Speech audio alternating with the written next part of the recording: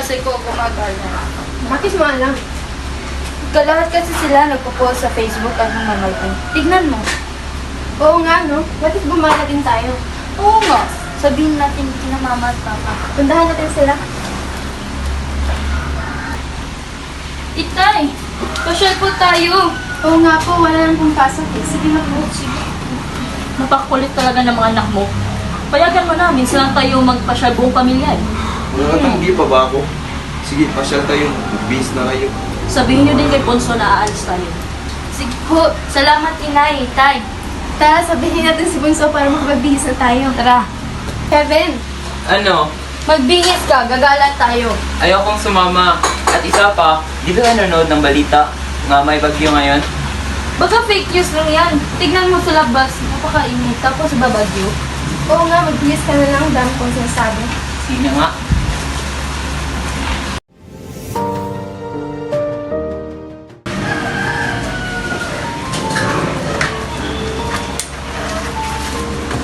Tara na tayo. Hindi na nanood ka.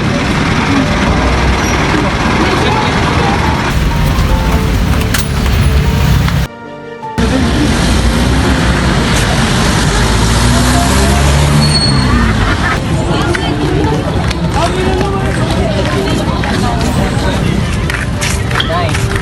Dito na ako ah. Mag-ingat kayo.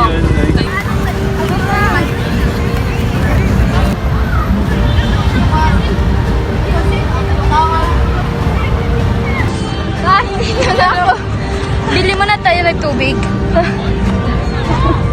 Nay. Ano? Hingi po pera. Oh, ito, 100. Bili kayong tubig. Sige po. Ang saya naman na araw na ito. Ang init ang panahon. Maghanap tayo ng magandang lugar para mag-picnic. May mga pagkain ba tayo? Tawagin mo muna yung mga anak natin. Mga anak! Halina kayo! Bakit po? May mga pagkain ba tayong dala dito? Oo, may sandwich and snack.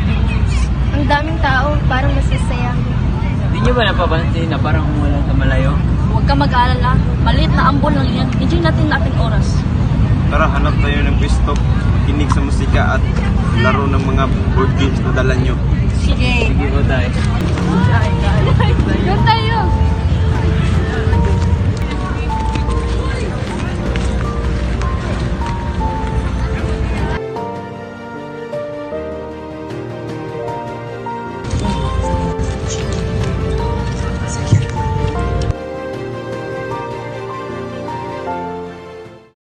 Uy, narinig mo ba na may paparating daw na bagyo?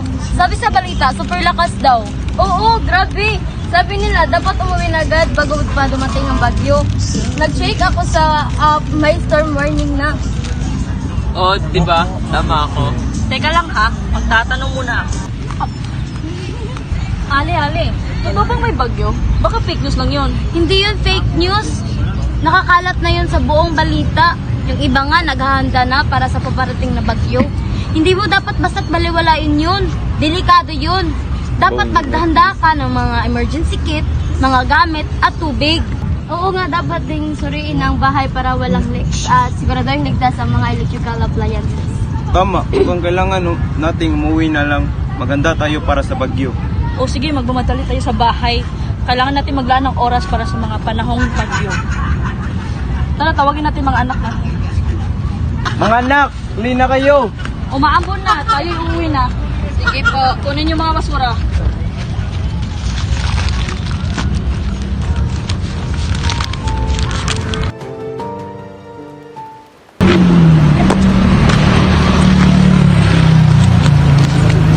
Bilisan nyo na, kasi umaambon na.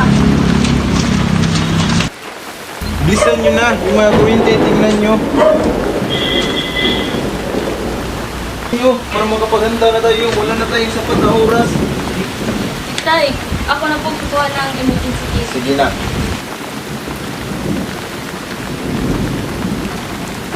Nay, ako na po sa mga pagkain at tubig. Sige lang.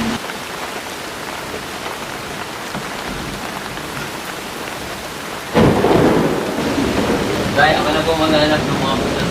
at mga pinayang ko rin. Sige na.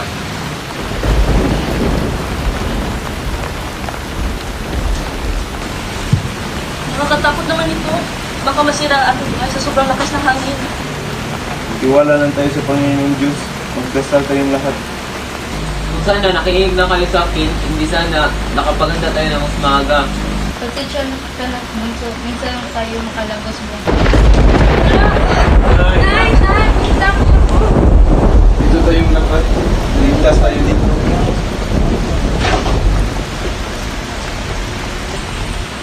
Panginoong Diyos, sana po tulungan niyo po kami.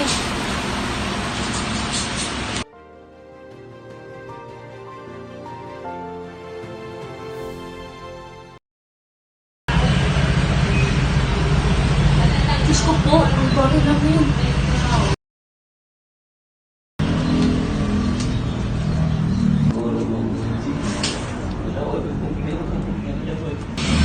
Diyos ko, ang bahay. Tahan na, maayos ulit natin itong bahay natin. Magsimula tayo hanggang sa una, hanggang sa mapuulit natin ang ating muting tahanan. Hello? Hello, yung computer ko. Hello?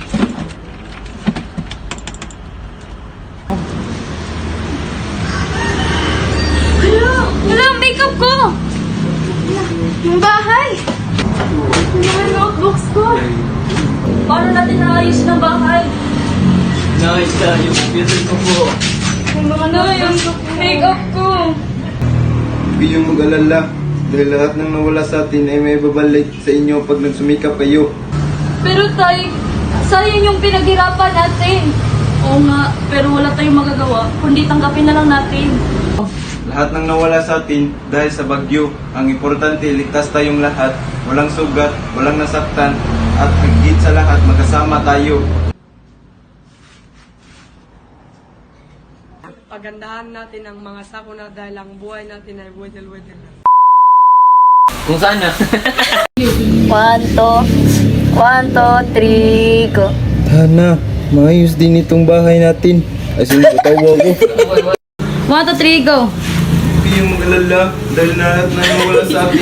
Tawagin mo muna yung mga anak mo. Charis, dinuan now!